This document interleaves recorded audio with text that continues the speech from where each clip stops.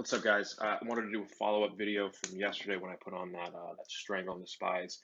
Did that really just for demo purposes. I'm down what 35%, $36.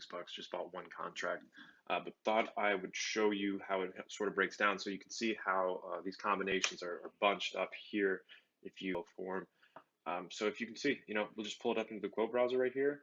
I'm long one combo from basically a buck. Now they're trading down to 62. So if you want to get out of this trade, all you would do is just sell one, set your limit, hit the bid, hit the mid, whatever you want to do. It's a tight spread, so it doesn't really matter. Set your account. So I'm long one, and now I'm going to sell one. So boom, boom, 62, 62. Let's go for the mid one now. Let's see what happens. Put up live, trade, boom.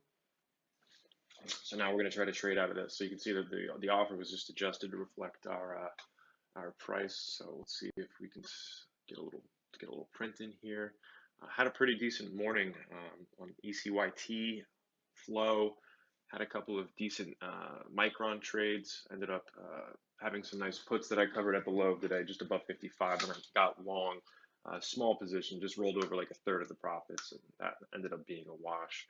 Let's see, I'm just going to move this to the bid, get rid of this. Just update, boom, boom. All right, awesome. So just realized that, just lost what, 30 cents on a strangle trade there. So flat, got nothing. So let's filter out the zero, show zero, boom, boom, boom.